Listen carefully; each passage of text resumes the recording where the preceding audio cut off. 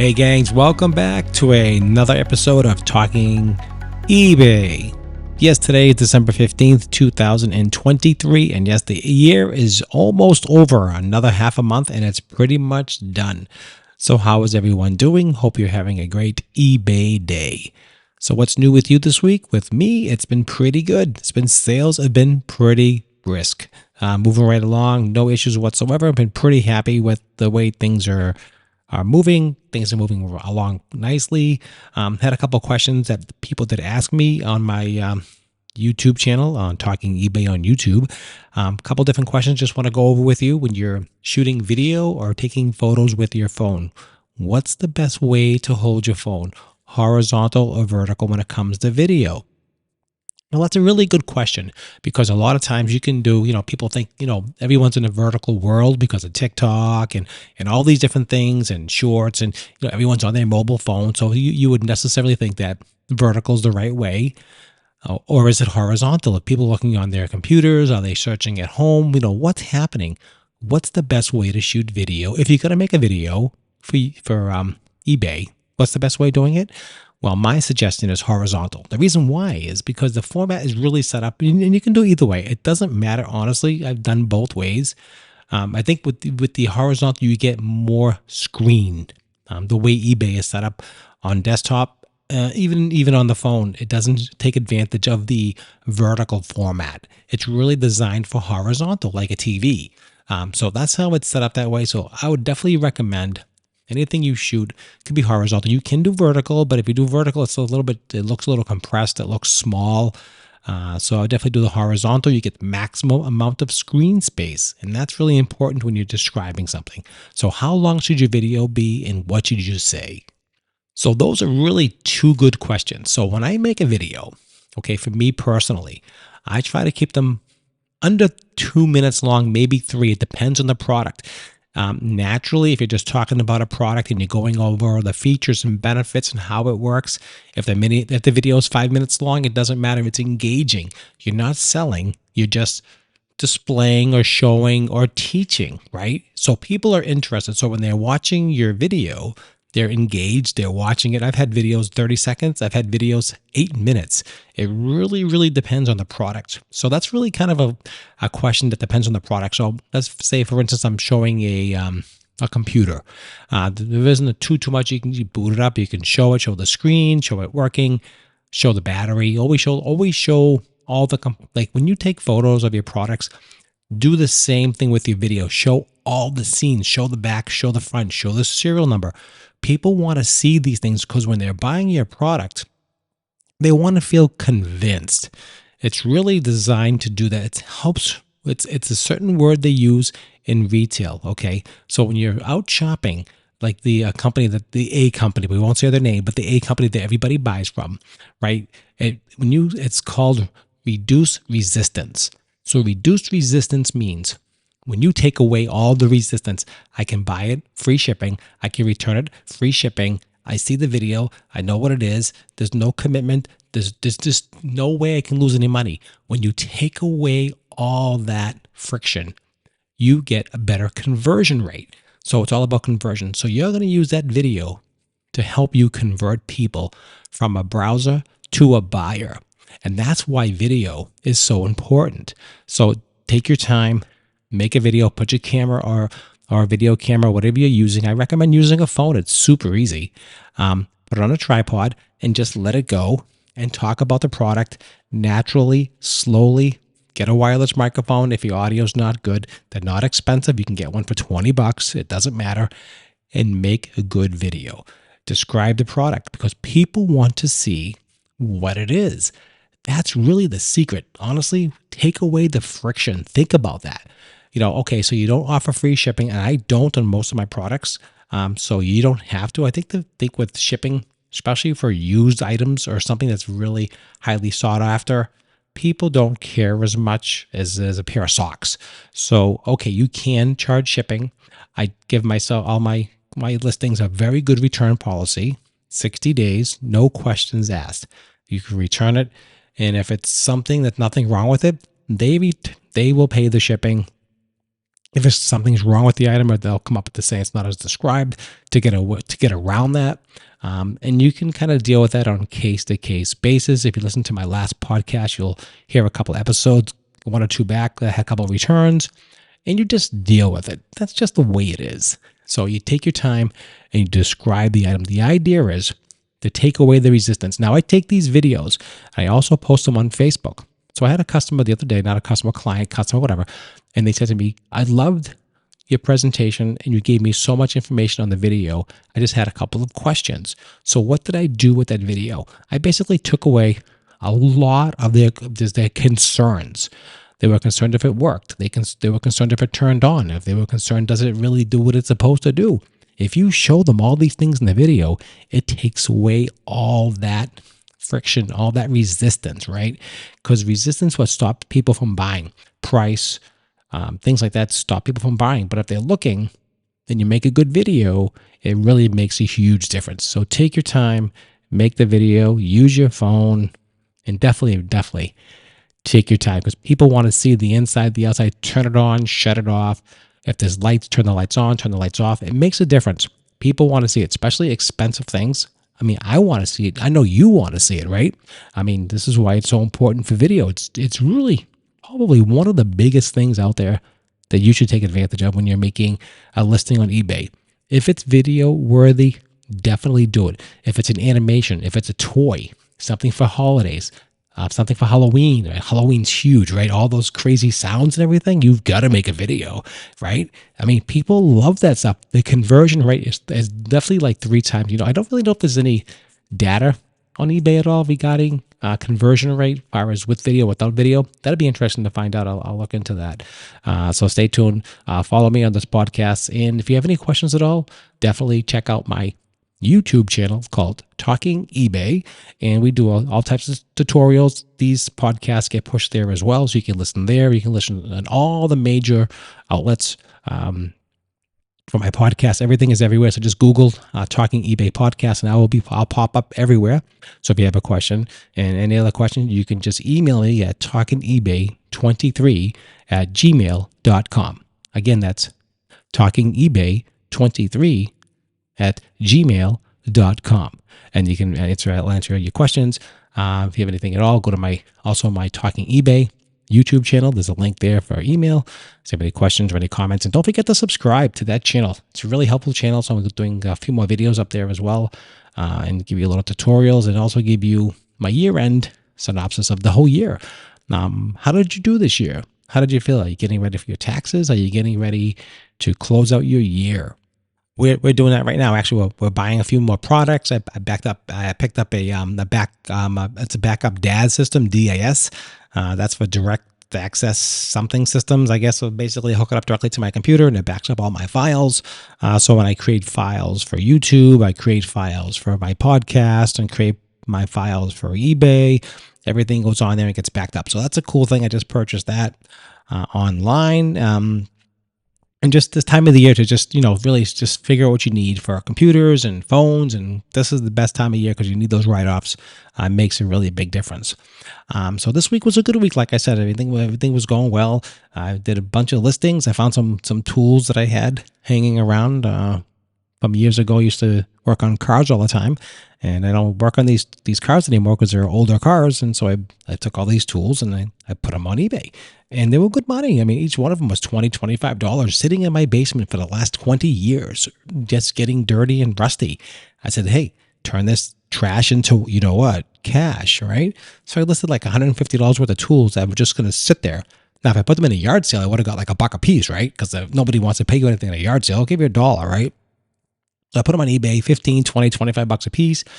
Some of them are unique, some are different, and some are just cheap, whatever. It doesn't matter. The thing is, when you're on eBay, you can put a lot of things on there and have a lot of opportunity that you don't think that are worth money. So do the research. That's why you go to my Talking eBay YouTube channel, and I'll just teach you how to use TerraPeak, how to search eBay, get the right price, and figure things out. Now, the other day, I made a really big mistake, and it's my own fault. Sometimes I just, my partner, my wife, she doesn't just give me a hard time about it, but she'll say, you listed this incorrectly, do the research better. And sometimes she's right. Sometimes I'm just tired. I'm doing a lot of different things, and I made a mistake. So I picked up this lot of pocket watches, and I made this video online. And you'll see the video, and I listed it really too cheap. And it was like 10 watches for like $30. So that's $3.30 delivered, which wasn't bad. Most of them were modern and junky, and they were worth like 10, $15. Okay. But there was two of them that were worth really good money. So one of them was a Sesame Street a limited edition fossil watch, which I put that on for like $100, which is about right. Hasn't sold yet, but that's okay. And then there was another one, and it looked like a junky watch. I'm saying, it looks like a cheap watch, but it's from the 50s and 60s, but it ran. And I did the research, and I didn't do the research correctly. Even me, who's seasoned, I was just tired. And I put this watch on for like, and I couldn't, I saw listings for like $20, $25, and broke in $15. I said, well, it's not really worth a ton. I'll put it on for $25 plus $8 shipping. That's great. So, okay. I put that on during the afternoon. 9 o'clock at night, cha-ching, this watch sold. So I get a call. I think you put it on too cheap. I said, what do you mean? She goes, yeah, I did some research. It's worth about $90. What are you doing? I said, are you sure? She goes, yeah. I said, oh, Jesus. So hard lesson learned. I basically gave away this watch for nothing. And I was kind of heartbroken about that, because that was really like, that's a lot of money to lose, because I kind of rushed and I didn't do the right research. I didn't hit a certain button to get the right data. Or, eBay's really funny. If you don't put the right words in, it's not like Google. It'll pick up different words. It's very specific. They changed their search criteria a lot on eBay, and it's very specific. If you put in a hot tamale sandwich in, okay, and someone else puts in a hot tamale sandwich, and how to explain this to you, a hot tamale sandwich ready to go. And so you would think a hot tamale sandwich and the hot tamale sandwich ready to go would both come up because the word hot tamale sandwich is in there. But no, eBay is very, very specific. So the hot tamale sandwich will come up, but the hot tamale sandwich ready to go will not come up. It's that crazy, the system they're using. And they changed this a few years back, and it really just drove everybody crazy because of item specifics and the titling and all that kind of stuff. And it just, so if you don't put the exact keywords in, so I didn't put in blackface, I didn't put in certain keywords because I just was rushing. And those keywords brought up watches for $80, $90. And I did that one or two words. Even though I put in the same watch, I didn't put it in the right way. And that lost me $60 because I didn't put it in the right way. So there's still, even me, I'm still learning. She's really good at it because she does it all the time. She's just like, you got to do this way. And she's actually teaching me even, because she really, she understands the algorithm with eBay. And we're going to have a guest. We're going to do it together. We're going to have a husband and wife show and a podcast in a few weeks. We're still kind of just getting ready with the taxes and getting stuff. So we're going to do a husband and wife. We've been in business for forever. We've been working together for about 38 years, believe it or not. I mean, we got married very, very young. And ever since, we've always worked together as an entrepreneur, both of us. And we work together every single day. So that'll be a very interesting show. Hopefully we'll do some more of those, spouses working together, partners working together. I mean, that's very unique today. But you know what? I think it's becoming more of a commonplace when you have husband and wives and partners and spouses or whatever, all working together from home. Of course, everyone's working from home today. And that wasn't really the thing 20 years ago. We've been working for ourselves forever. So it's a very interesting life that we've had. And we've had very interesting experiences, and we go back and forth a lot. So there's going to be a lot of good shows coming on. So definitely subscribe to the Talking eBay YouTube channel, and also subscribe to this podcast that you're listening to, whatever you're listening to on your local podcast channel. And if you're enjoying my show, please let me know. Shoot me an email or give me a feedback or a star, however you're listening to me. I'm not really sure how that works on the podcast end of it. I'm still new at the podcast thing, so I'm just still learning. So yes, we're going to definitely have some shows. I'm going to have her on. We're going to try to do shows more often together and go back and forth. And you're going to really hear the ins and outs of working together, all different kinds of businesses. And you're going to hear the good, the bad, and the ugly. So it's going to be some damn good radio. So definitely tune in for that. Hopefully we're going to do them first of 2024 in the beginning. We'll try to get our first show in together. It'll be like a 45-minute show, I believe. We'll really get into introducing ourselves, what we do, and what parts of the business that we do and how we handle it. She does a lot of the end of the business part of it. She does a lot of the emails. She does all the shipping. She knows how to handle all that, the bookwork, the taxes, all that kind of stuff. I do more technical. So together you get a really good mix of both of us, and hopefully you'll learn something, and you can ask us questions. Definitely go to talkingebay23@gmail.com and ask us a question from there. And if we like your question, we'll put it on the show, and we'll give you a shout out. So definitely check that out. That's talkingebay23@gmail.com. So that's really just a good way to do that. So definitely, let us know if you want to see the husband and wife show together. Let me know. And I definitely will. I think you'll get a kick out of it, and we'll do several podcasts of that show, because I think it's unusual to have someone working and living together, okay, for like 38 years and working together almost every single day, and that's unheard of today. People don't do that today. I don't think people really do that in general because it's unusual. But we really enjoy each other's company, and we like challenging ourselves in business. And that's really what it is. So you really get a good look of, how the team works together. One person does this, the other person does that. We communicate. I'm guilty of not communicating as much as I should. Like the watch thing. I should have asked her, what do you think about this? Sometimes she just really knows like the deep dive of the certain keywords, because eBay is very keyword specific. I'm telling you, it's stupid. I'm telling you, you could put iPhone 14 Pro Max 64 gig, and if you don't do it right exactly, there'll be a bunch of them that just don't come up. It's just stupid. I don't know why they do that. It's like it doesn't pick up like, okay, here's an iPhone. The reason why it does that, because it's really giving you exactly what you're asking for, versus saying, okay, there's a bunch of these, and then there's a bunch of these like that, and maybe you didn't put the right word in, so here's some other ones as well. And it doesn't work that way. You really got to be very specific with the keywords. So I think it'll be good. I think it'll be a good experience. So definitely tune into that on our show with the husband and wife, or I'm not sure what they're going to call it. We'll see. And so everything else has been doing well. I've been very happy with the sales this year. It's been picking up quite a bit. I've been listing a lot more. It's always easy to buy.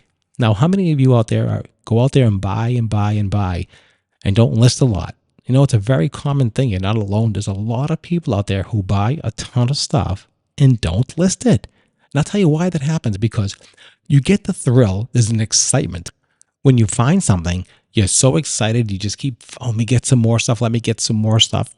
And before you know it, you're always buying and buying and buying, and you get a crap full of stuff. So when you sell stuff, that kind of like changes. You got to do the research, you got to do the work, you got to take the photos, you got to make the description. Even though I'm using AI now, the AI description thing is awesome. If you haven't tried that out, check out the last podcast about using AI. It's freaking awesome. It really is. I mean, it just pulls it up beautiful. You don't have to type a thing. It just comes right up. I love that. And I think that's what it is. People are just convinced of just buying and buying and buying. It's because you get the adrenaline rush. You're excited. Oh, I got this, I got that. You go out every Saturday and you're buying stuff, and at the yard sale, and you're doing an estate sale, and you're buying an auction, and before you know it, you got a house full of stuff and $1,000 credit card bill, or spend a ton of money, and it's just sitting here. And I'm just as guilty. I used to be guilty all the time. So we try to list as much as we can, because we want to get the stuff on. There's no sense of it just sitting around the house. It's just stupid. So get it on, get it listed, and make sure you don't overbuy, because it's so easy to get caught up in that. One time we were doing, maybe about 10 years ago, Harley Davidson shirts were huge. They were hot. So don't forget, things go in and go out. So if you buy all the stuff and do this death pile thing and put it away, it might not be worth the same anymore. This is what's bad about eBay. You got to be careful. So if you buy something, put it on, because in 6 months or a year, it could be worth nothing. And you got to realize that, because things have ebbs and flows. Things change, go up and down. Prices change. So you have to make sure that you're out there and you find something that's worth a certain amount of money. Don't think you're going to hold on to it like Beanie Babies and make a fortune, because what happened with that? Now they're worth a quarter. So don't do that. Get it on, get it listed, and get it sold. Do the right research and make sure you get it on. So a lot of times I was very guilty. So we were buying these Harley Davidson shirts, buying and buying and buying. I must have had 20 cases, like, small cases, like those banker boxes, right? And I had like 20 of them. And each one of them probably had 25, 30, 40 shirts in them. It was a ton of them. And I'm saying to myself, what am I doing? Why do I have all these shirts here when they should be selling for 25, $30 a piece? I'm sitting on these shirts. I said, let's get these things on. And I got them all on. But it was luckily it was starting to trend down. They were like $25, $30 a piece when I bought them. They were down to like $10 when I was selling them. Why? I waited too long. They started going out of favor. They started getting not as popular anymore. People didn't care. So don't get caught up in that because you can lose your shirt. You got to realize, you buy something, it's like, oh, this is really cool. Let me put it away. I'll get to it later. And later never comes. And then because you keep buying the next round and the next thing, and 6 months later, that's really it's not gonna be worth the same. It's gonna change. Things constantly change. You'll be surprised how fast that goes. Because if you're doing your research out on the field, and you find the Black & Decker blender, let's say, a vintage one that's chrome from the 50s, that's worth, okay, so let's say, for instance, okay, that stuff could be exempt because anything vintage and old can hold its value a little bit longer because it's old. But something like a t-shirt that's like not that old, right? But it's in favor. Beanie Babies, right? They're in favor. Like things rotate, so you got to kind of ride those waves. Antique things is a different story. Vintage, really old vintage things, 25, 30 years old. Okay, that's okay. Anything antique, you can get away with that stuff because there's not a lot around. But when it comes to like, stuff that's 10 years old, stuff like that, the people are in favor for electronics, especially because they can come in and out so quickly. Definitely do not wait because you just get stuck. Some things can go up, yes, but for the most part, the majority of things do go down. It's just the way it goes. Things all the time. It happens all the time. Any kind of toy, even toys, you got to be careful of. Sometimes, Legos, you got to be careful of. Don't overpay. Electronics, you got to be careful of because it's just weird what's going on with electronics now. Because right now, vintage electronics are really hot. Okay, people are paying a lot of money for old cameras, and not even that old. They're like maybe 5, 6, 7 years old. 20 megapixel cameras, 15 megapixel cameras. The good cameras back in the day, they were worth $200-300. You can pick them up at a yard sale for like $5 and get $75, $100 for them today. People like old tech, and I'll tell you why they like old tech, because sometimes the phones get complicated. They don't want to load up their phones full of photos, and you really can't buy these cameras anymore. You got to buy a high-end digital camera or a more expensive camera versus you can pick up a nice digital, a nice Sony Cyber whatever for like $80 on eBay, and it does like 20 megapixel. It's perfect, 20 megapixel photo size. It's just perfect, and that stuff trends all the time. That's always selling. Old film cameras, people love retro film now. Film is big now, so 35 millimeter black and white. People like old school. Old school is trending now, so definitely. But that's today. That might not be a year from now. A year from now, they could be all junk. So I get them, I list them, and hopefully, and they've been selling through pretty good. So I have no issues with that. So definitely do not hold on to your tech. If you hold on to your tech, you lose your shirt. Don't hold on to anything unless you really, really know. Old coins, really old antique cars, old toys from the like tin toys, right? Or the old toys from the 50s and 40s. Those are always going to be worth money. You know what I mean? I've sold fire trucks. I've had one time I picked up a beautiful, really nice tin Ferris wheel. It was maybe from the 50s or 40s. I think I paid like $40 at a yard sale. It was worth $250. Took me a little bit of time to sell it, but it was nice. Took a little bit of time to pack it because it was kind of big. But stuff like that is worth money. So that's okay to hold on to and price it high because there aren't a lot out there. If there's not a lot out there, you can get more money. You can command more money if there's not a lot of them out there, or if they're old vintage tin toys. Tin toys are worth a lot of money. So don't be afraid to invest a little bit in old vintage toys like that. Even some old Tonka trucks. I had a beautiful old fire truck. Beautiful fire truck I got at a yard sale. I think I paid, I don't know, maybe $20. It sold for like 125. And they were beautiful. I had great photos. There was no videos back then. They weren't doing it. It was about maybe 6-7 years ago. And it did really, really well. So look for you can do that. It's okay. But things that you find old phones. I found it was a good story. I was online and someone said, "Oh, I'm selling them my old retro cell phones back in the day. Remember the old flip phones? I don't know if you were around them, or the old Starlight phones. They were like flip phones. They would open up and you would make a phone call. So lady had one and says, "Oh, I have a flip phone in a box for free. Come pick it up." I said, "Oh, cool." She was in my local area, so I went to go pick it up. It was an old brick phone. Now, if you don't know what the brick phone is, just Google brick phone on eBay. It was an old brick phone with the charger. It worked. It booted up. It started. I don't know if it really. I think it can work. It uses analog technology. It doesn't use the digital, but it's really cool. Back in the day, that's what they had. These phones were like $2,000, $3,000. They don't make them anymore. They're really cool. I sold that phone for $225. I got it for free because I did the research. I went online. I knew what they were. I know that kind of tech doesn't go out of favor because there aren't any around. Everybody threw them away or recycled them or just got rid of them. So keep your eyes open. Do your research. Check out Facebook. Go to yard sales. Just be careful not to get caught in the trap of overbuying and getting stuck and not listing, because everyone say, oh, I'm going to buy a bunch of stuff and I'll sell it later. Don't do that. If you buy it this week, sell it, get it online next week, then go out and buy again, then list it and go out and buy again and then list it, because you'll be surprised. It's so easy to buy, but it's hard to list. You know what I mean? You can pick up like 50 things in a day, and it could take you 2 weeks to list 50 things if you're doing this part-time. So, get it done, take your time and get it listed. So that's my advice to you. Definitely don't get caught up in that, because if you do, it won't be pretty.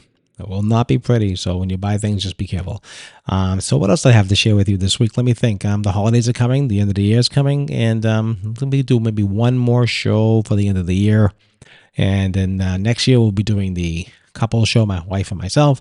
And we'll be talking about business, we'll be talking about ideas, and we'll talk about just strategies to grow your business together as a team.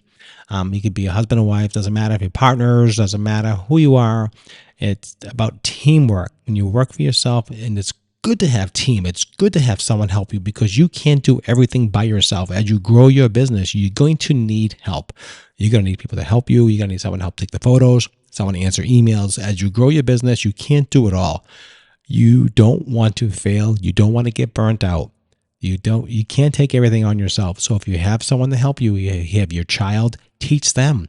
Let them learn how to be an entrepreneur. Let them learn how to list something. Let them learn to sell something. Let them keep the money. Let them get excited about it, because that's how you build up entrepreneurship. People get excited. The kid has their old, let's say, baseball cards. I know they're not worth a lot today, but we put a bunch of them together. Maybe they'll sell them for $10 or $15. They get to keep the money. You teach them how to ship, teach them how it costs, teach them everything, because today that's what's missing in schools. And if you ask me personally, is just that business, that working for yourself and understanding money and how the world really works. It's so important to learn that education that we didn't have as a child. We didn't have that as kids. We played every day after school. We weren't selling anything, but some people did. Some people had lemon. I remember doing a lemonade stand when I was a little kid. I think everybody did that lemonade stand thing, when they were a kid. And I think we charged like a dime. I don't know, whatever it was.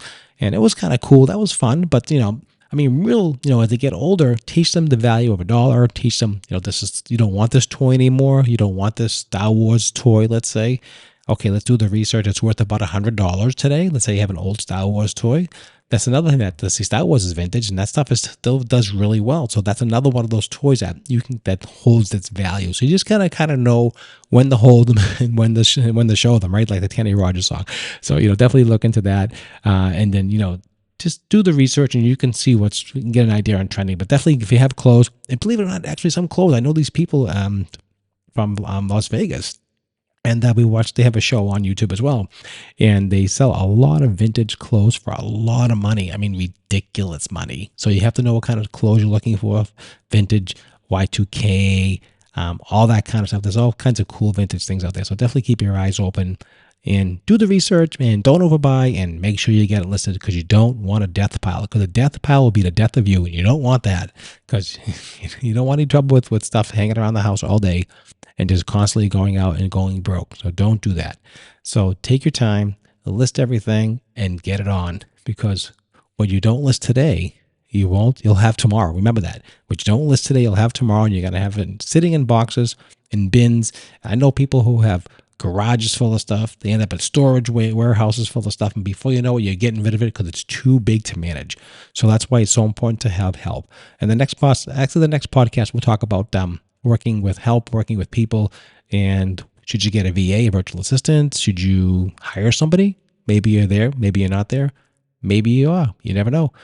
So just let me know. So if you have any questions at all, let me know. Send me an email at talkingebay23@gmail.com, and I'll be glad to answer those questions for you. I'll also go to my YouTube channel, Talking eBay on YouTube, and subscribe. And also check out all of the podcasts, and you can ask questions there as well. I appreciate your time. Hope you had a great day, and I'll see you at the next Talking eBay.